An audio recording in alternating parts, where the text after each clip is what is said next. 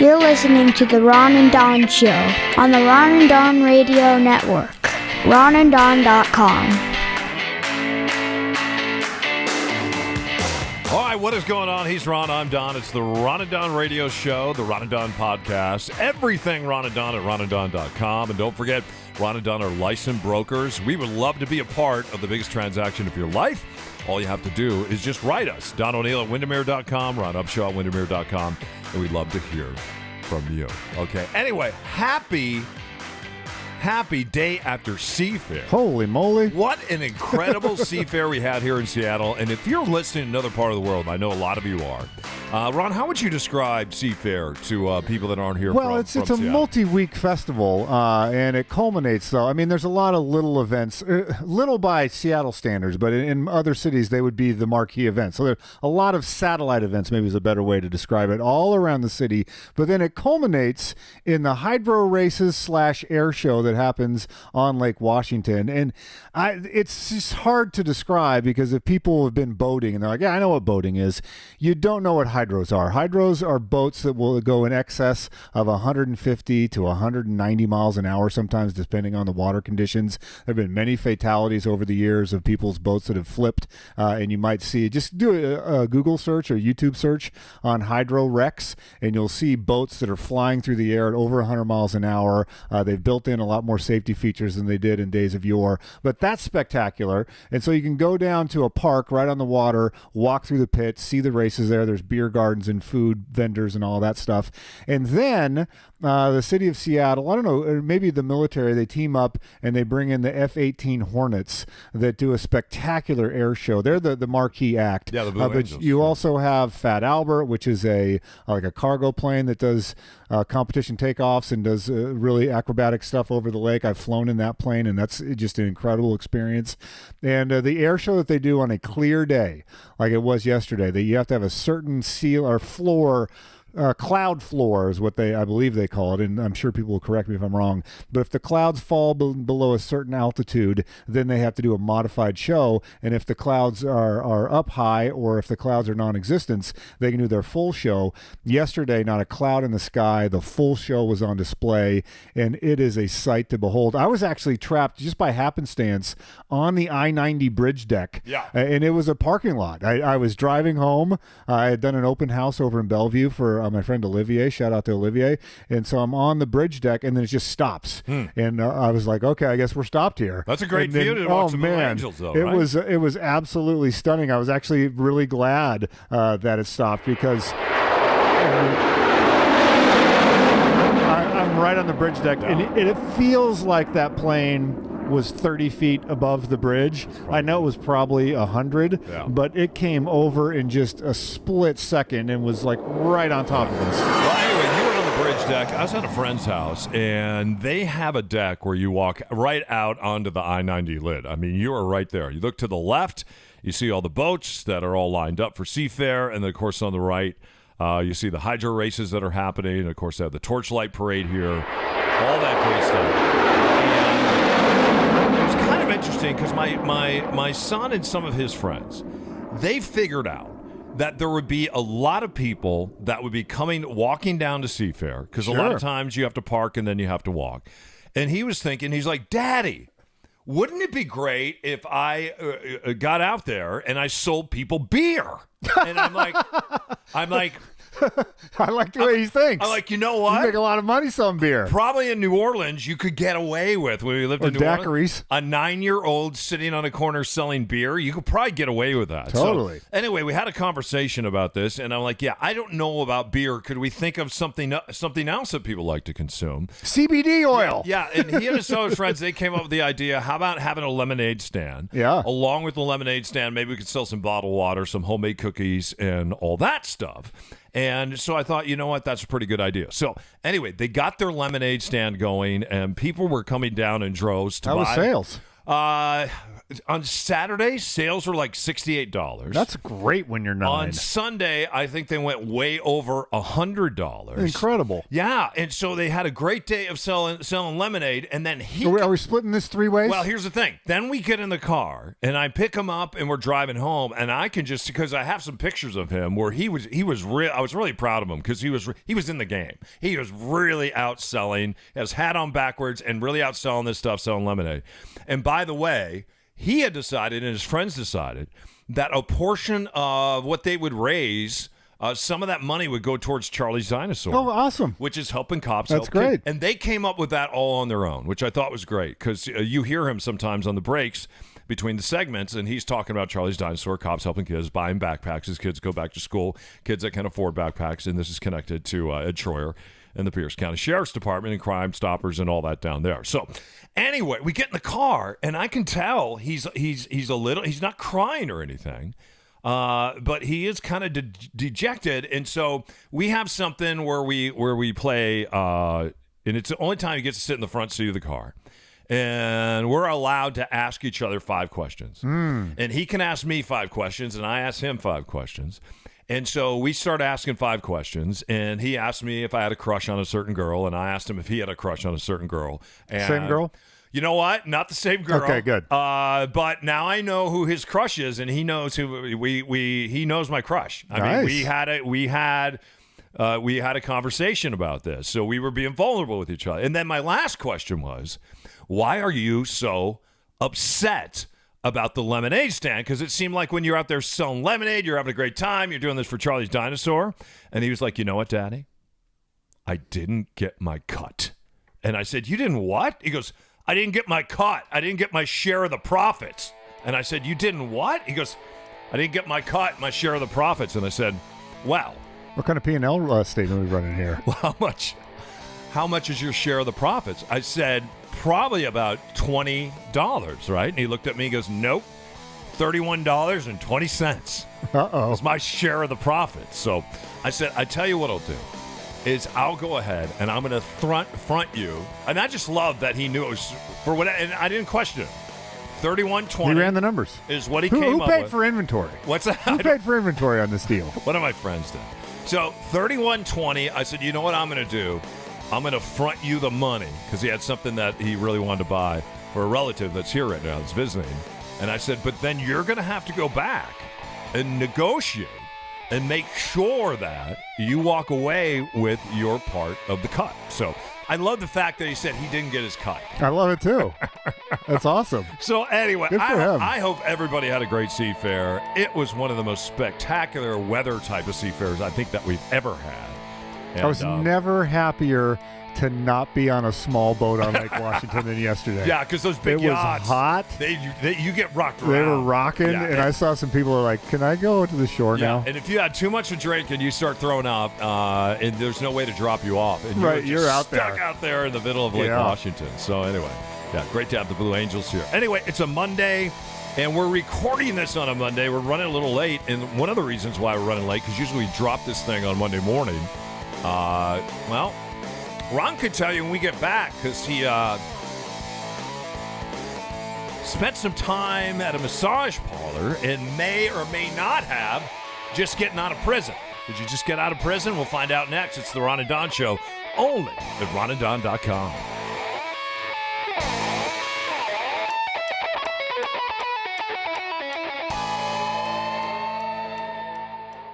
You should buy a shirt. It's the Ron and Don Nation t-shirt. $5 goes toward helping kids. It's cops helping kids. Find out more at ronanddon.com. All right, it's the Ron and Don Show, only at ronanddon.com. Thanks to tens of thousands of people that are listening to the podcast. This is podcast number 10. We really appreciate you. And a lot of people asked us, what happened to you guys? Used to be on the radio. That's podcast number 1. if you want to check that out. Hit the subscribe button. Also, rate us, give us a star, a thumbs up, anything. Yeah, most of our action's coming from the Apple Podcast Player, so if you rate us, give us a star rating on there, we'd really appreciate it. That helps the algorithm get the show out. I need your help here, and this is legit. Yeah. So I'm a little bit freaked out about this. You know there are two things about me, and especially if you listen to us for a long time. Wait, whoa. There's two things. I know a lot of things about me. There's only two things about you? But no, these are two things that would be apparent. Can I guess them? Sure. Okay. Let's see. You have soft hands. Okay, that's one thing. And your hands sweat a lot. All right. In addition to those two things, okay, you know that I enjoy some creature comforts. Yes. And I'm very cheap. Yes. So those two things a lot of times do not go hand in hand. You know what though? You used to be cheap, and then you disguised it, and you disguise it now as being frugal. But right. It's still cheap. You learned that from your mother, Alice. Of course. Your mother is cheap, but I've gotten she better. Disguises it as being frugal. I'm selectively cheap now. You know what, so when I go out to eat or something, I'll tip, and I will treat friends and that sort of thing. You're very kind to me. You're kind to my dog Charlie. You're kind to my son. But I'm cheap in other things. You surely are. Yes. So I'd been wanting a massage. I'd worked a bunch of days in a row. I was like, this would be a nice stress reliever. You want a what? A massage. What do you need a massage for? I just felt like one. You have a real estate job. I know. All you do is ride around in a car and talk on your cell phone. Yeah, that's all I'm doing. You walk in and out of homes. You take your shoes on. You take your shoes off. Right. It's a very tough job. Shoes going on and off. Is that really bothering you? It's really been giving me. You're putting up little signs at open houses? Okay. So I'm like, I want to do the massage. I'm like, man, a regular massage is like $100 to $110, and you got a tip on that. What kind of massage are you wanting? And so, well, here's the thing. So I was like, I don't know if I want the full massage. So a friend of mine was like, oh, have you tried reflexology? And I'm like, I don't even know what that is. And they go, well, reflexology, it's almost as good as a regular massage, but it's half the price. And I'm like, really? Tell me more. And they go, well, you go in and they do a couple of things that are not standard in the regular massage thing, but it's like $50. And I'm like, all right, I'll give this a try. So I find, I do a little Google search. I find a reflexology down here in Burien, White Center, West Seattle area. And so I go in. And the guys grease me at the front of the counter. Did you say grease me? He greets me. Greets you. Greets me. I'm like, wow, they start greasing you at the front counter. You should probably get out of there. He greets me. And I was like, yeah, I'd like to do, they have a little leaderboard or a placard, 45 minutes is this much, 1 hour, an hour and a half. There was like the little menu of services. Yeah. And I said, can I get the hour-long massage? I think it was $50. I'm like, this is a great deal. It's half price. That is half price. Wow. And I'm getting almost the same thing. There's no downside here. So he says something in a different language, and a woman then walks out and basically escorts me into the back area. Okay. And so I go in there, and again, this is my first time at reflexology. Yeah. And I don't know, it's in like a strip mall, which I've been to like some other chain massage places that were in strip malls, so no big deal there. And so I go in the back. And normally you break off into rooms, right? Like every room has its own little table. I don't know. You go off into a room and then you get your massage. This thing, there's 10 low-slung tables in a row, one room. Everybody's in the same room. Yeah. So I'm sort of like, this is a little weird. But I'm already back there. Yeah. She, English is her second language as well. Mm-hmm. And so she sort of motions me to one of these tables that are like knee high. It looks sort of like a regular massage table. Yeah. So I'm like, you know what? What the heck? I'm saving 50%. I really could use this. Then you looked around, you saw some people you know. You're like, hey, there's Patriot owner Robert Kraft over there. What's up, Bob? Yeah, this is the place. And so I lay down there, and so she tells me to take my shirt off. And there's a woman like 2 tables over, and she's in mid reflexology. Right? What does that mean? Is her shirt off too? She's got a towel on over the top part. Wow. So I take my shirt off. I'm like, what the heck? It's kind of dark back here. I don't know what's going on. And then they bring out this bucket of warm water, and they put my feet in the bucket. That's something you don't have normally at a regular massage. That's normally not happening. So the feet are soaking. Yeah. I'm now laying down. They put some like towels over me, and so she starts to get to work. And I'm like, okay, well, this is like the foot soak thing. I can deal with that. The fact that there's a person a couple feet away, I'm saving $50. Right. This is half price. That's right. So now that some stuff's going on, kind of quasi-normal massage things. Then it takes a little bit of a left turn on me, and I'm wondering if I'm in a place and I'm in way over my head. Real quick, is your front door open? I don't know. I think I closed it. You did? Yeah. Why? Well, because I'm wondering if Charlie's... No, Charlie's right down next to me. okay. He's sleeping. All right. Charlie the dog. He's sleeping? Well, he's right down on the floor. Don't say anything. He's laying down. He's being good. He's not chewing the carpet. He's not breaking anything. Wow. So then she starts doing some moves that I've never had done before in a massage.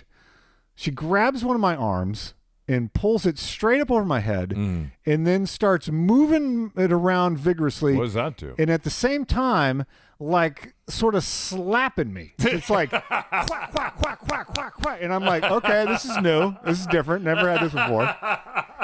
Then she takes my foot out of the water bath, wipes that down, and starts doing the thing with my leg. Wow. Moving the leg around, smacking the back of my leg. There's some moves that I'm like, okay, I don't know what this is. Yeah. So I'm still sort of going, okay, there's enough good stuff going on here that I feel like I'm still getting half price. Sure. So then, and I need to interrupt me if this doesn't make sense, and I'm trying to figure out what was going on. She now comes around, so my head is my head's on the end of the bed. I'm closing my eyes because I'm trying to enjoy the massage. She does a little bit of like shoulder work, which is standard. And now, and how do I explain this? So the thing, it's low slung. It's like a knee high situation. The table is not table height. It's like knee height. So now, and let me grab my phone because I wrote this down. I wanted to say it exactly as I heard it, and you tell me what's going on. Wow. Because I was like, I don't know if I understand this. I wasn't expecting, we weren't chit-chatty. English is her second language. This is my first reflexology. We're not chit-chatting. All of a sudden, I feel her face down by my ear, and I'm not going to try to mimic the accent because I don't know what the accent was. Very thick accent. So it's unclear what she said. She either said... "You like hot candy," or it might have been,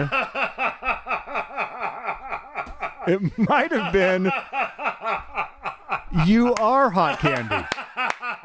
So it was either you like hot candy or you are hot candy. Oh, bad. And then it got weird. It did. Yeah. Do we have time to get into the weird part? Yeah, what happened? Okay, so now she flips me over face down. Yeah.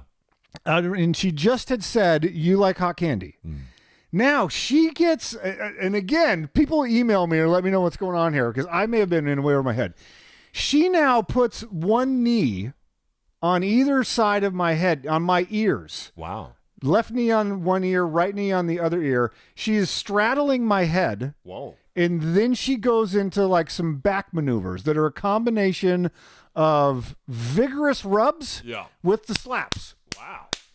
And the hot candy. And the hot candy. So, and this goes on for a while. Wow. I got the head straddle, back slap, and I'm like, is she waiting for me to do something? I've never been in this position, literally or figuratively, before. I don't know if So this you is, think she's sending you a signal Right. about some kind of sexual act is what you're I'm thinking. going, am I supposed to know what the hot candy means? Yeah. In like this pose is a precursor to the hot candy? Or am I the hot candy? Yeah. And like this is standard issue? I'm very confused. Well. So I just You froze. should ask Robert Kraft to that. Hey, Bob. Yeah. Am I the hot candy? Right, he's Or good. is she the hot candy? He's been caught in a few of those. So I just kind of froze Okay. because there have been some high-profile hot candy situations that have happened in the Seattle area recently. There have been. And so I just, hands to the side, no hot candy for me. I don't want any part of the hot candy. And so Stay away from the hot candy. eventually she Not touch the hot candy. dismounted the table. Wow. And I put my shoes and socks back on and sure went out and paid and tipped and was like, other than that, Yeah. it was about a half price massage. So I just, please hit me on my Facebook Yeah. or in the Anchor app. You can leave a voicemail. What is the hot candy? And did I do anything illegal? Because I don't know. Did you enjoy getting slapped around? That part was a little weird. Yeah. A little bit weird, I got to say. It's the Ron and Don Show, only on the Ron and Don Radio Network.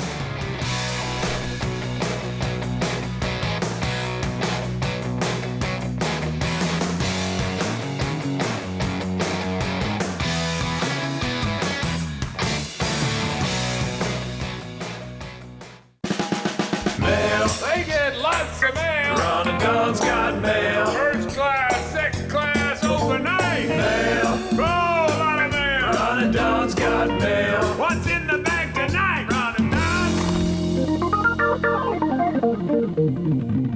Our Facebook pages, Ron Upshaw, Don O'Neill. You can write us too, Don O'Neill at Windermere.com. Ron Upshaw at Windermere.com. We're licensed agents. We'd love to be a part of your journey, your real estate journey. If you're thinking about buying, selling, if you're thinking about flipping, if you're thinking about investing, if you're thinking about maybe buying a second property, Airbnb in that, long-term, short-term rental, we can help you with that. So just reach out. Everything's at ronanddon.com. Anyway, I guess we got some voicemails. So. We do. You can do this on the Anchor FM app. So that's who hosts our podcast. You go to Anchor FM, anchor.fm, and that's where you can leave these. So this is the first one.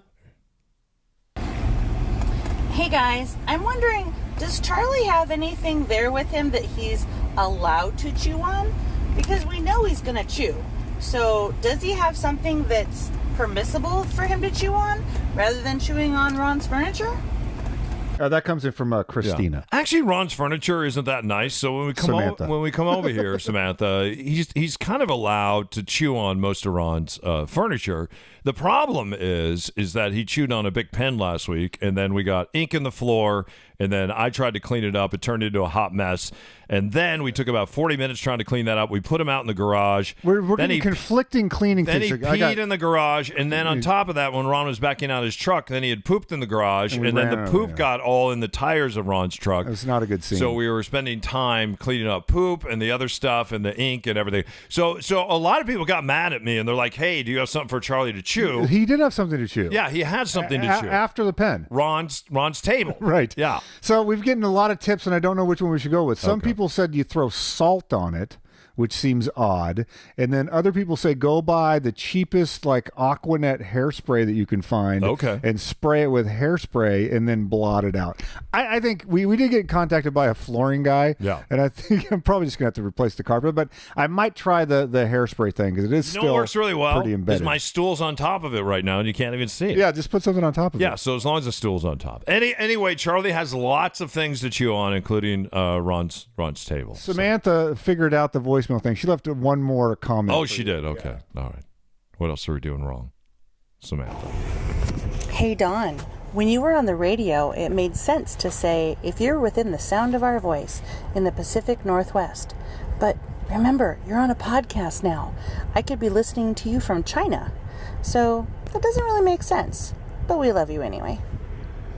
Well, it kind of does because you're not in China right now. You're in Bellevue. We can tell where you are. So anyway, if you're within the sound of my voice and you want us to be a part of your biggest transaction, even if you're in China, if you got a hot piece of real estate I'll go in to China to sell don't that think thing. I won't sell China.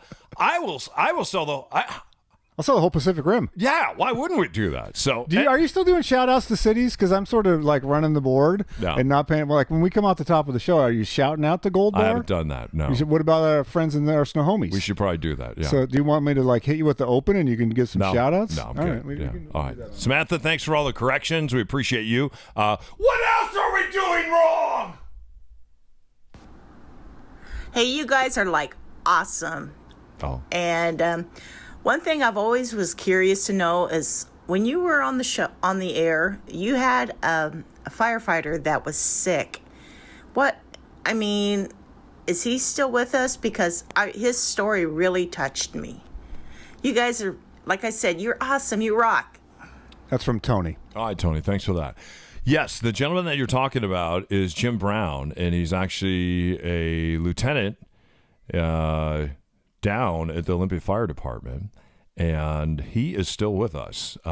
He has cancer, lung cancer, and I met him through the Cancer Care Alliance doing commercials, and what had happened is I was sitting in the studio one day recording a commercial, and I like to know who I'm recording the commercial with, and I heard Jim's voice that he'd already pre-recorded. And when I heard him and I heard his story, I'm like, I have to meet him. So I went down to Olympia. I went to his fire station. He ended up coming on a trip with myself and a bunch of my friends. So we went over to Hawaii. Jim was this great cyclist, so he went cycling with us. And he would work so hard to climb these volcanoes. And then we would get to the top. A couple times we threw him in the truck and we took him to the top. Well, he was climbing the volcano. He had cancer when he was doing the climb. Yeah, right? he had lung cancer, stage 4 lung cancer. And then we could see what a great athlete he was, because then he would steer the bike down the volcano, and he was just fearless. Since that time, if you follow him on Facebook or Instagram, Jim Brown, you'll see him heliskiing. He was heliskiing just months ago. And the cancer now, last time we were at Cancer Carolines, metastasized, and it's now in his brain. Sorry to hear but that. you would not know that in the way that he lives his life, in the way that he and Regina are just lighthouses to the world. He and his 3 beautiful daughters. He sent me this message last Wednesday, and it's a message from the honey badger. Okay. And it's the honey badger, and Jim writes me, Jim Brown, again, stage 4 cancer, metastasis, and he is still out just loving and living his life. He said, "Hey, Don, don't forget, honey badger doesn't give an F that it's Wednesday. You better get out and crush it." And so I wrote him something back. And then he wrote me back the next day, and he said, "Hey, Don, some days it's hard to find motivation, but someday motivation finds you." He said, "Don, go out and kick some today."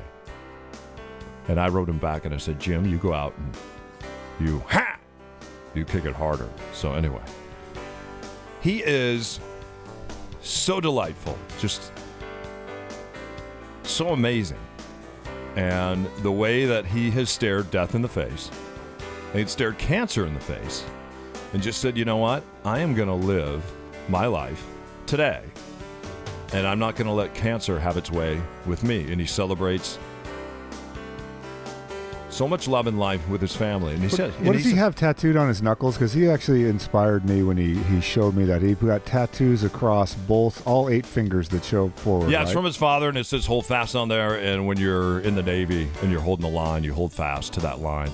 And if you let that line go, sometimes another brother down the line could be hurt as a result of that. So no matter how hard it gets, you hold fast to that line. Same with firefighters. When you're on the line and you're holding that line, you may not be on the trigger of the hose, but you're holding the line. You hold fast to it, because with all that pressure and power, if a fire were to come and a backdraft were to come, you'd let that hose go.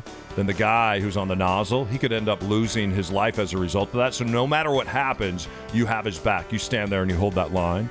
So that's what he remembers each and every day when he wakes up. He's like, "You know what? Today I just have to hold fast, and I just have to hold the line." All right. Anyway, Jim Brown, we love you. Follow him on Instagram. And thanks for those voicemails. We really appreciate you guys. It's the Ron and Don Show, only on the Ron and Don Radio Network. Ron and Don. Ron and Don. Ron and Don. Ron and Don. On the Ron and Don Radio Network, man. Okay, how much do I have to pay you for this? $1.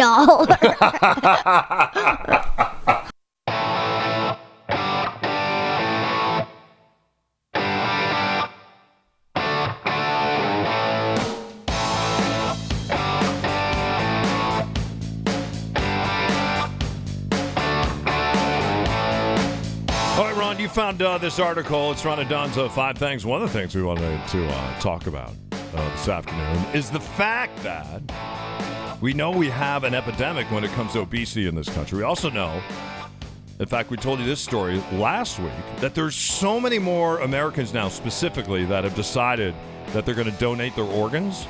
But sometimes those organs are undonatable, if that's actually a word. And the reason they're undonatable is because there's so much fatty tissue that's packed into those organs. And when they go to transplant those organs, a lot of times they can't do it because it's not a healthy heart. It's not a healthy liver. It's not a healthy lung.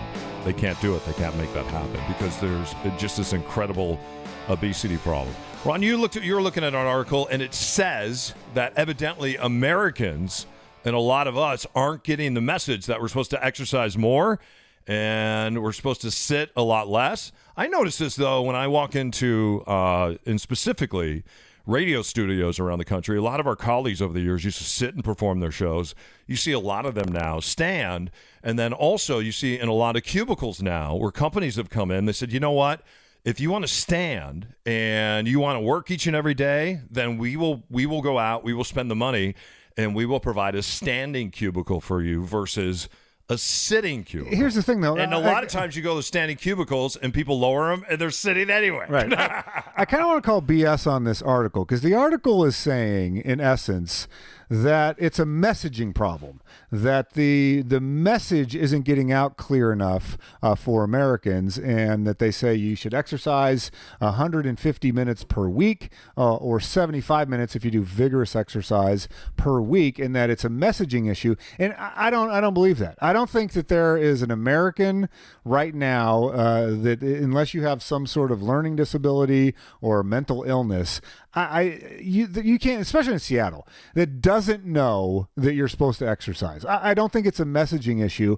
I think it's a habit issue, or it's some sort of a mental block that's going on. And you actually turned me on to a book called Atomic Habits that I've read most of it. James But Clear, yeah. One of the things he talks about, which is really interesting, and it's actually beginning to work with me, is he calls it habit stacking, where pick something that you know you're going to do, and then you attach something that you want to do to that thing. So for me, every day I get a cup of coffee in the morning. Hell or high water, I'm going to get a cup of coffee in the morning. That's something that I like, I enjoy. The morning ritual of getting a hot cup of coffee and drinking that is just something that I love, and it's part of my lifestyle. I don't even think about it. It's an automatic deal. And so what I've done is I've attached a 10-minute mindfulness to the cup of coffee. So before I allow myself a cup of coffee, I sit down with my app from Sam Harris. I do my 10-minute deal. It's very early in the morning now. I do my 10-minute mindfulness. And then when I'm done with that, I know it's coffee time.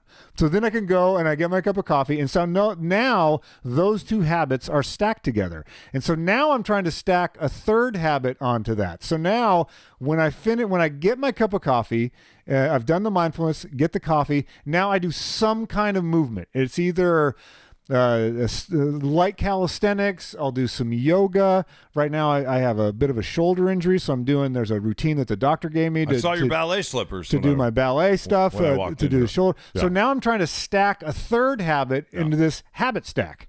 And so it doesn't, there's a rumor or a urban legend that it takes 21 days to establish a habit. That's BS. It actually takes much longer than that. But after, it's either like 70 days or 90 days. About 66 days, yeah. That the habit starts to become ingrained. Mm-hmm. And so now, and that one's not cemented yet. The first two pretty much are. The cup of coffee and the 10-minute mindfulness are pretty much cemented for me. And now I'm stacking that third part, which is some sort of, and it's not extravagant exercise, but it's just, I'm going to start my day with some sort of movement. So even if it's just some push-ups and stretching or whatever, I'm doing something for 10 minutes or so. And that's what I think is missing in this study. It's not that people don't get the message. They get the message. They're just not doing it. Yeah. And what you have to think about is when you stack different habits that you may feel aren't healthy for you. So let's say you decide you're not going to drink and drive anymore. That's you've looked at that and you see socially negative stacking. Yeah. So but you look at it and you're like, okay, on my way home from work, I stop by a pub. And when I stop by a pub, I have just a beer. But then when I have a beer, usually I have 2 beers. And when I have 2 beers, I usually don't smoke. But I smoke when I drink. So now I'm drinking and now I'm smoking. Now I'm drinking and I'm smoking and my inhibitions are down a little bit. And you know what? I can get in that car because I've only had 2 beers. And you end up drinking and driving. And then you wake up the next day and you feel like hell. And you're like, wow, I drank those beers. Maybe I ate some fried food with it. So you stack the beer with the fried food, with maybe the cigarettes, and then with the chance you took when you jumped in your car and you were drinking and driving. There's a bunch of habits that when you unstack those, if you decide you're not going to drink and drive, then you have to take all the things that are connected to that and decide how you're going to deal with it. It's hard, though, because if you associate taking an edge off with the alcohol, the ritual of the alcohol and the physical attributes of the alcohol does take the edge off, quote unquote, or it can take an edge off. And so you have to think, well, how can I take the edge off without doing this thing that I've always done? And then the other thing that you have to decide is now you have this space in your life. So let's say that you are used to driving home and a couple days a week you stop by the pub and you have a couple beers, and along with that you have some fried food, and then you smoke, and then you drink and drive, and then you go home and maybe you get in a fight with your partner as a result of that because you weren't going to do that anymore. Well, now you're driving home and you're like, what am I going to do? I'm driving home. I'm not stopping by the pub, which means I'm not drinking, which means I'm not smoking, which means I'm not eating fried food, which means I'm not going to drink and drive, and then it means I'm not going to go home and get a fight with my partner. Now you have the opportunity to bring in another habit and stack something right there. So you know what? Instead, what I'm going to do is on the way home, maybe what I'll do is I'll pick up the dog. And when I pick up the dog, I usually like to go for a walk. And when I pick up the dog and go for a walk, usually I like to invite my wife to come along, which is good for your partnership or your husband, whatever it is. So now the dog is walking, you're walking with your wife, and you know what? We usually stop. And then we have a smoke, we have a couple beers, we have some fried food, we jump in the car, we drive home, we get in a fight. See, it doesn't work that way either. It's the Ron and Don Show on the Ron and Don Radio Network, y'all.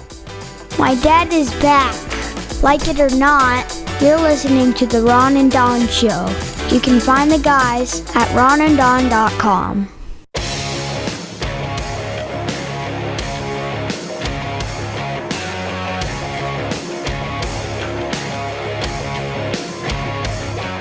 All right, it's the Ron and Don Radio Show on the Ron and Don Radio Network. Don't forget, Ron and Don are licensed brokers. We're partnered with Windermere. We have a great real estate business, and we'll talk all the things real estate at ronanddon.com. Click on the microphone, everything about the radio show, and then click on just the pictures of Ron and Don, and you can learn more about us. You can write Ron Upshaw at windermere.com, Don O'Neill at windermere.com, and if you need just some advice on your life's biggest transaction, we'd love to be a part of that. So along with buying and selling real estate, helping people do that, I do some of that myself. And in fact, I just bought a home with a partner of mine up near the University of Washington. And what we like to do, because I am not a good, in fact, I think, Ron, you're probably a better carpenter than I am. I am not a good carpenter. I am just not. But I love to tear apart homes. Oh, yeah. And one of the reasons I love to tear apart homes is because you stay in great shape. I mean, right now, I'm just about 200 pounds. And this is kind of the weight that I like to be. When I was drinking, not eating right, a year and a half ago, I was around 235, 237, somewhere in there. So when I went on a plant-based diet and I cut out alcohol and I started trail running, taking my fitness outdoors, not lifting a lot of bigger weights, but smaller weights, it kind of transformed that. And so now we were just talking about habit stacking. Instead of going to a gym and lift weights, I will go and I'll put on a helmet and I'll put on a face mask and I put on some goggles and I throw a couple. Hang on, I just got unplugged because I was talking with my. I never talk with my hands. No, you don't. Yeah, I just unplug myself, and then I go ahead and I plug up my ears so you can't hear me. And then we can hear you. You can't hear me. Yeah. So then I usually get out a bunch of gear, which is usually a Sawzall. And then I also have a big crowbar and a small crowbar. And then I have a couple hammers, and I have some big hammers. You saw my big hammers. And then I like to over the weekend, I took out a kitchen, I took out a bathroom, I took out a couple living rooms, and I just got after it. The reason I like doing that, number one, because it keeps you in great shape. Number two, you learn a lot about houses and homes when you take the time to take them apart. So that to me is kind of fascinating since we are in the real estate business now too. And then the other thing that you do is you build value. So if you buy a home and you're looking at this home and you're like, yeah, I'm not a carpenter, but what could I do to add value to the house that I'm buying to make it worth more? And if you think about demo, anyone can do demo. And there's specific things you have to be careful about, especially when it comes to electricity. You don't want to kill yourself or somebody else. You have to make sure yourself is bad. That you have I'm going to sign off on you don't want to kill yourself. You don't want to kill yourself. So you want to be careful with those types of things. And you can all of us can do yard work, right? So even though you may not be a licensed electrician or a plumber, the bottom line is that you can learn to remove a toilet, you can remove a mirror, you can remove a sink. I removed a bathtub yesterday. I took out, as I was saying, a whole entire kitchen. I have a little dump truck that I just dumped a bunch of stuff at the dump. You do those dump runs, those types of things, you can add a lot of value. Answer this question to me, because I did one of my columns on a similar thing about investing for your children maybe and thinking about real estate. I got a couple of comments where like, yeah, right, Ron, it's too expensive to do the thing that you're talking about and to do the thing that Don's talking about. I'm a fill in the blank for profession. I'm a fill in the blank. I can barely afford to live in my own house, let alone buy another property in Seattle or in the Puget Sound area. What do you say to that mentality or to that person that is thinking in that way? You know what I would do? There's a good book out there that'll kind of get you started. It's called Rich Dad, Poor Dad. Just read that book. It's been around for a while. It's a great book. Read that book, and I think it'll open your mind. It'll make you look at real estate differently, right? Because it's what this. It is expensive, though. Well, not always. And what this person is talking about is they're saying, you know what? I don't have any leverage to get in the game, and you actually have more leverage than you think you do. You don't realize the leverage, and people always think, well, it's my bank account. How much money I have in the bank is the leverage that I can provide in a real estate transaction, and that's not true. If you're somebody out there that's a hustler, if you're somebody out there that is willing to go out, not in and a find bad way, deal, a hustler. You hustle. If you're willing to do what I do, throw on a helmet, throw on some gear, get in and demo. There are people out there that have money, but they don't have the time, and they will partner with you. There are meetups that go on all around the Puget Sound area that are looking for people that are a hustler, that will work hard, will come in. And so, for instance, let's say that you are stuck in a dead-end job, but you're like, you know what? I get off at 5 o'clock, and I could go somewhere and work 5 to 8 on a project, and I could show up on the weekends, and I could help landscape. I could do that. I could add some sweat equity. There's all types of meetups that are going on where people are looking for someone like you, and they have the money. It's called hard money. They have the hard money. You just need to bring the juice, and you need to bring the hustle. Now, if you're looking for some of those meetups, there's another great podcast, and it actually originated out of Denver and Seattle, and now it originates out of Denver and Hawaii. It's called Bigger Pockets.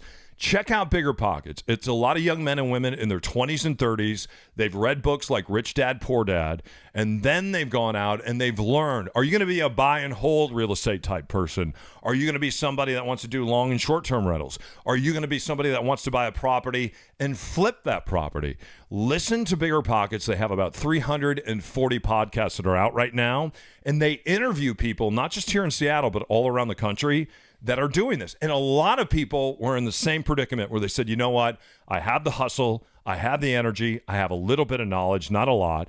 I'm not a carpenter. I'm not licensed at anything, but I'm willing to do it. You'll find out on Bigger Pockets, and especially in their forum, where there's some meetups that are going on. And you went to a meetup, didn't you? Well, I went to a meetup, and it's also why I went out there. I put a picture of you, and I went and helped to do some demo at your guys' property. Yeah, thank you for that, by the way. And I did that because I wanted to learn. Mm-hmm. And so I wanted to, like, you guys are doing stuff that I eventually want to do. Yeah. And you and your partner, there's nothing really that I can add to you guys in terms of like, oh, here's $1 or here, like you guys have it squared away on this house. But what I can add is to say, hey, let me come and help do some demo. You were and great. then I'm going to learn something. Yeah, and thanks and I for did that. learn something. And yeah. so what'd you learn? I learned a lot about the electricity, like you were saying, and how to reimagine spaces, because I saw that place a couple months ago. You walked me through there, and I was like, how's this going to work? Because the floor plan, like it's an older house, but in a great neighborhood. And I was like, how are you going to pull this one off? And then once I saw the walls coming down and how you guys imagine the space, I was like, oh, okay, well, this is going to be a completely different place than the first day you brought me in here. And to listen to how it's going to then work a little, like it didn't go into the minutia on the financial side, but like, okay, I can see how the way you're going to configure this, the finances are going to be different. So just listening to that stuff, going through the process, being there and lending a hand, I think that was of value to both of you guys. It's like, okay, there's one less thing that we have to do on this because Ron is over here and he's working. So like, that's, I think, to your point of going, hey, you may not have tons of money, but if you have time and energy and tools or abilities, carpentry, whatever, landscaping, you can add value to someone else who doesn't have the time. And the thing is, I found that deal. And the way I found that deal is by knowing other agents. And the agent came to me and said, hey, I know this property. And the women that live there, they are hoarders, and they have a lot of shame about hoarding. And I went over and I met them, and I won't tell you their names or where this property is. And we ended up having a conversation, and I said, what do you need help with? And we talked about how we could help them. And then what was really important to them, because they lived in this property since 1978, they did not want the house to be torn down. And I had to let them know, we are not tearing down your house. We are going to come in here, and we are going to make this the most beautiful, incredible house you've ever seen. And then what we're going to do is we're going to help young people that are going to the University of Washington that are getting a college education. They're going to come and live in this house. So that's why we've created this space in this house. And that's who we see living in that house. So anyway, it's been a lot of hard work, but every once in a while I get to send her a picture through an agent that I know.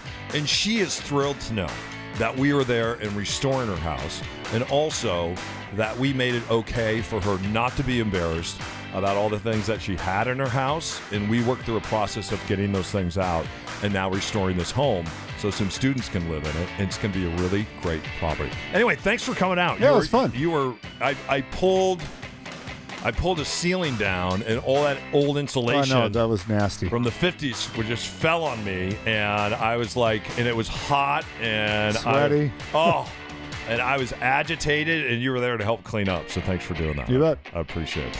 Anyway, people want to reach out to you, Ron. How can they do that? Yeah, Ron at Windermere.com. My website, ronupshaw.com. I write some new columns on real estate. You can find that there. You can sign up for our newsletter, the Ron and Don newsletter, at ronanddon.com. Just click on the microphone, and you can get Don at Don O'Neill. That's O''ENIL. If you're thinking about listing your house or you don't know the value of your property, just don't forget. I own a property right now where Redfin says that the house that I own is worth, in fact, I looked at it today, is worth $985,000 is what Redfin says. The bank says that the house is worth $1.9 million. So Redfin is a little off on that. The Zestimate on the house is $1.1 million. So Redfin is under $1 million. The Zestimate is 1.1. And the bank, who has the final say, who would loan on a home like that, says it's almost a $2 million profit. So don't forget, Redfin, Zestimate, you could leave a lot of money on the table because that is just an algorithm. Also, we know of a lot of great deals that are happening throughout the city that don't show up on Redfin and other places. And we'd love to share those with you. Reach out to us, ronanddon.com. And don't forget, we show up every Monday right here on this radio dial. Sorry we're a little late today. We're going to still drop it on a Monday. I'm working on it right now. We're going to drop it on a Monday. Hope you had a great Seafair. From Ron, myself, my little boy, and Charlie, you have a great week. We'll see you next week on the Ron and Don Radio Network. Ron and Don. You good? Yeah. Okay, let's keep going.